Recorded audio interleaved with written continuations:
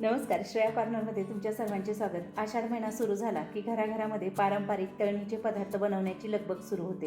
आज आपण आषाढ तळणीसाठी एक खास पौष्टिक आणि पारंपरिक रेसिपी बनवणार आहोत. बाजरीच्या पिठाचं गूळ घालून खुसखुशीत कापण्या.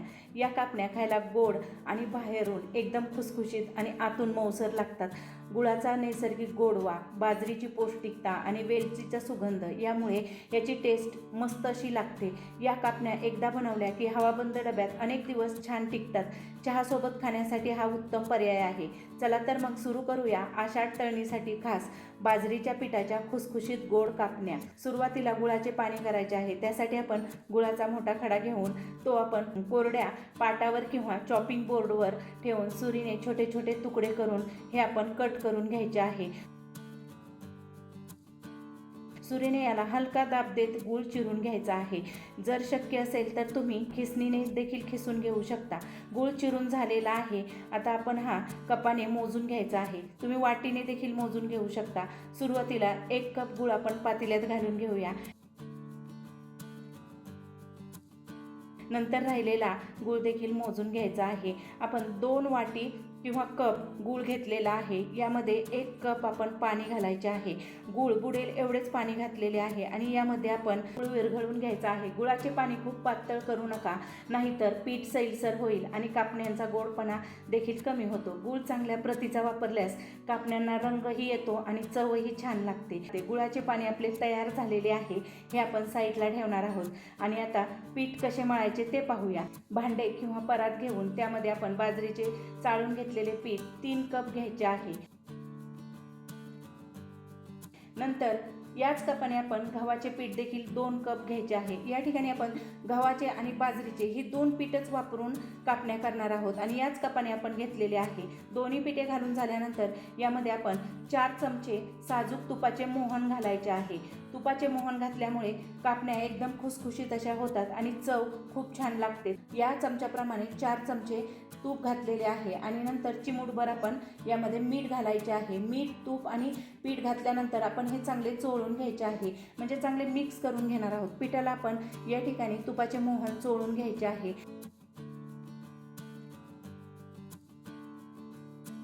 सर्व पीठ अशाच पद्धतीने आपण चांगले चोळून घेतलेले आहे आणि पीठ हातात घेतल्यानंतर त्याचा मुटका झाला पाहिजे. हे पहा, अशा पद्धतीने आपले पिठाला मोहन लावून तयार झालेले आहे. सर्व पीठ चांगले मिसळून घेतलेले आहे. यामध्ये आपण अर्धवट कुटून घेतलेली बडीशोप 1 चमचा घालायची आहे. यामुळे कापण्यांची चव छान लागते. अर्धा चमचा आपण यामध्ये वेलची पावडर घालून घेणार आहोत आणि सर्वात महत्त्वाचे म्हणजे अर्धा चमचा यामध्ये सुंठ पावडर घालायचे आहे. आणि हे सर्व घातल्यानंतर आपण यामध्ये गुळाचे पाणी घालून घेणार आहोत. गुळाचे पाणी आपण यामध्ये गाळून घालून घेणार आहोत. गुळामध्ये कधी कधी कचरा असतो, त्यासाठी पाणी घालताना आपण गाळणीने गाळून घ्यायचे आहे आणि आपण थोडे थोडेच घालून घेणार आहोत आणि थोडे थोडे करूनच पीठ मळायला सुरुवात करायची आहे. एकदम जास्त पाणी घालू नका, नाहीतर लगेच पीठ आपले पातळ होते. त्यासाठी पाणी घालताना थोडे थोडे करूनच घालायचे आणि पीठ जास्त घट्टही नाही भिजवायचे आणि जास्त सैलही नाही भिजवायचे. ज्याप्रमाणे आपण पुरीला पीठ भिजवतो ना, त्याप्रमाणे पीठ आपण घट्ट सैलसर असे भिजवून घेणार आहोत.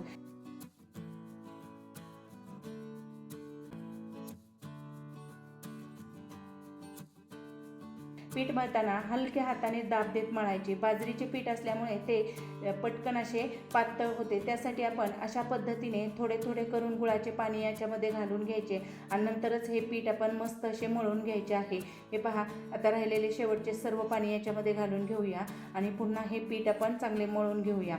जर जरुरी वाटली तर तुम्ही थोडेसे जास्त पाणी वापरू शकता, परंतु आपण जे पाणी घेतलेले आहे गुळाचे तयार करून ते आपले परफेक्ट असे प्रमाणात आपले तयार झालेले आहे आणि एवढ्या पिठासाठी आपले बरोबर पुरलेले आहे. आता सर्व पाणी आपले यामध्ये घालून झालेले आहे. आपण चांगले हे चोळून पीठ मळून घ्यायचे आहे. जेवढे चांगले चोळून मळाल तेवढ्या कापण्या खुसखुशीत आणि मस्त अशा होतात.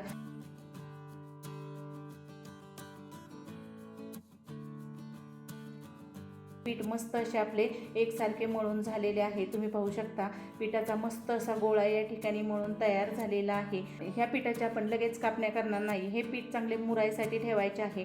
याच्यावरती आपण झाकण ठेवणार आणि 10 ते 15 मिनिटासाठी हे पीठ आपण चांगले मुरवून घ्यायचे. पीठ मस्त असे मुरलेले आहे. आता आपण याच्या कापण्या लाटून घेऊया. पिठाचा एक मध्यम आकाराचा गोळा घ्यायचा आहे आणि तो हलक्या हाताने हातावर पुन्हा चांगला गुळगुळीत करायचा आहे। यामुळे कापण्या आपल्या मस्त अशा होतात आणि साईडला याच्या तडा जात नाहीत आणि चिरत नाही पोळी लाटल्यानंतर। त्यासाठी हातावर मस्त असा हा चांगला मळून घेतलेला आहे। नंतर पोळपाटावर घेऊन लाटण्याने आपण हलक्या हाताने सर्व बाजूने एकसारखा असा दाब देत जाडसर पोळी लाटून घ्यायची आहे। खूप पोळी पातळ लाटू नका, नाहीतर तळल्यावर कापण्या कडक होतात, थंड झाल्यावर वातट लागतात। साधारणतः ही आपण मध्यम अशी पोळी लाटायची आहे। हे पहा, या ठिकाणी आपली मध्यम अशी पोळी लाटून झालेली आहे। त्यावरती आता आपण खसखस घालून घेणार आहोत। मोठा चमचा आपण खसखस याच्यावरती घालून घ्यायची आहे आणि पोळीवर ही सर्वत्र अशी पसरून घ्यायची। नंतर हातानेच आपण एकसारखी अशी ही पसरून घेतलेली आहे। पुन्हा यावर लाटणे फिरवायचे आहे, म्हणजेच आपण पुन्हा हे हलके लाटून घ्यायचे आहे, म्हणजे खसखस चिटकून राहते, पडत नाही।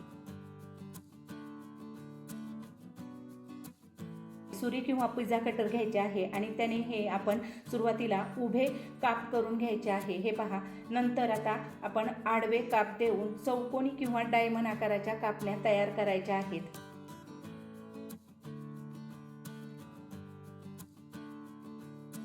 कापून झाल्यावर सर्व कापण्या आपण पोळपाटावरून वेगळ्या करून घ्यायच्या आहेत। हे पहा, मस्त अशा आकाराच्या या कट झालेल्या आहेत। कापण्या करायला जास्त वेळ लागत नाही, पटकन अशा तयार होतात। पोळपाटावर एक कापणी काढून तुम्हाला याची जाडी दाखवते। अशा प्रकारे तुम्ही जास्त जाडही नाही आणि पातळही नाही, मध्यम आकाराच्या कापण्या लाटून अशा कट करून घ्यायच्या आहेत। हे पहा, सर्व कापण्या अशाच पद्धतीने आपण तयार करून घ्यायच्या आहेत।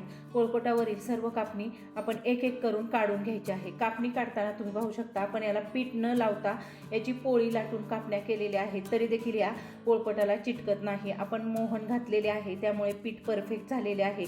अशाच पद्धतीने आपण सर्व कापण्या या ठिकाणी तयार करून घेतलेल्या आहेत। आता ह्या तळण्यासाठी तयार झालेले आहे। गॅसवर आपण कढई ठेवलेली आहे आणि कढईमध्ये आपण पुरेशा प्रमाणात म्हणजे कापणी तळण्याइतपत तेल घालून घ्यायचे आहे। तेल चांगले आपण गरम करून घ्यायचे आहे, जास्त गरम करायचे नाही, मीडियम आचेवरच हे चांगले गरम करून घ्यायचे आहे। आणि गरम झाल्यानंतर याच्यामध्ये एक एक करून कापण्या सोडून घ्यायच्या आहे।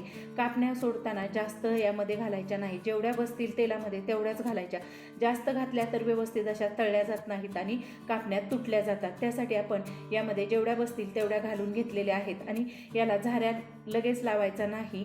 कापण्या जशा तळतील तशा त्या आपोआप अशा तेलावर तरंगायला लागतात। त्यावेळेस आपण झाऱ्याने ह्या उलटून खालच्यावर करून दोन्ही बाजूने चांगल्या सोनेरी रंग येईपर्यंत तळून घ्यायचे आहे। कापणी तळताना गॅसची फ्लेम ही मंद ते मीडियम आचेवरच ठेवायची आहे आणि व्यवस्थित अशा कापण्या तळून घ्यायच्या आहे। कापण्या तळल्यानंतर तेलावरचे बुडबुडे म्हणजे तेलावरचा फेस कमी होतो, मस्त अशा ह्या कापण्या तळून तयार होतात। हे पहा, या ठिकाणी पहिल्या बॅचच्या कापण्या आपल्या तळून झालेल्या आहेत। आपण झाऱ्यामध्ये घेऊन काढून घेऊया। हे पहा, ताटामध्ये आपण सर्व कापण्या काढून घ्यायच्या आहे। कापण्यांना मस्त असा रंग आलेला आहे। अशाच पद्धतीने आपण राहिलेल्या सर्व कापण्या तळून घ्यायच्या आहे। कापण्या काढून घेतल्यानंतर आपण लगेच कापणी यामध्ये सोडायची नाही, थोडे तेल गरम करायचे आणि नंतर यामध्ये एक एक करून कापण्या सोडायच्या आहे। कापणी सोडल्या सोडल्या तुम्ही पाहू शकता तेलाला मस्त असे बुडबुडे येतात। मग या स्टेजलाच आपण तेल गरम ठेवायचे आहे। जास्त तेल गरम केले तर कापणी पटकन तळली जाते आणि आतमध्ये कच्चीच राहते। त्यासाठी कापणी तळताना तेल मध्यमच ठेवायचे आणि मध्यम गॅसवरच या तळून घ्यायच्या आहेत। सुरुवातीला कापणी सोडल्यानंतर तेलाला जास्त बुडबुडे येतात आणि जसजशी कापणी तळली जाते तसे याचे बुडबुडे कमी व्हायला लागतात, म्हणजे समजून घ्यायचं की आपल्या कापण्या या ठिकाणी तळून तयार झालेल्या आहे। या ठिकाणी तुम्ही पाहू शकता तेलावरील सगळे बुडबुडे गेलेले आहे, म्हणजे कापण्या आपल्या तळून झालेल्या आहेत। आपण ह्या काढून घेऊया। सर्व कापण्या या ठिकाणी मी अशाच पद्धतीने तयार करून घेतलेल्या आहे आणि सर्व आपण एका ताटामध्ये अशा पद्धतीने काढून घ्यायच्या आहे।